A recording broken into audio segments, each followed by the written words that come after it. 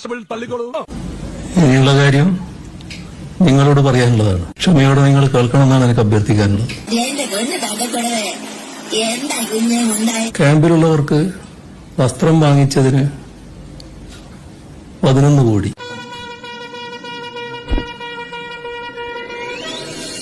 Generator പ്രവർത്തിപ്പിക്കാൻ 7 കോടി,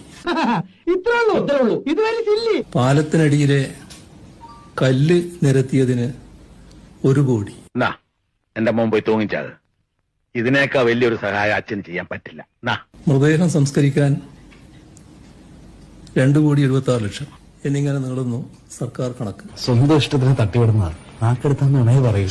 കൊടുങ്കാറ്റിൽ ആന മാറിപ്പോയപ്പോഴും അവന്റെ അമ്മായപ്പന്റെ കോണവും മാറിയ കഥ. വളണ്ടിയർമാരുടെ ഗതാഗതം 4 കോടി,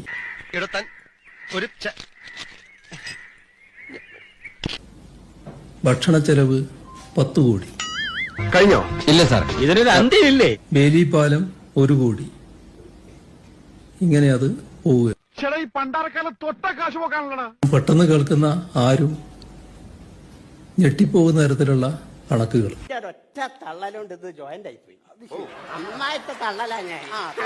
വയനാടിന്റെ പേരിൽ കൊള്ള എന്ന് മറ്റൊരു കൂട്ടര് വിധിയെഴുതി. ഇത് പിടിച്ചേ.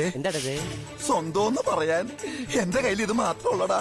നീ പുറത്തേക്ക് ഇറങ്ങി വാതിലടച്ച ഈ അണ്ടർവെയർ ഊരി ജനലിൽ കൂടി ഞാൻ തരാം.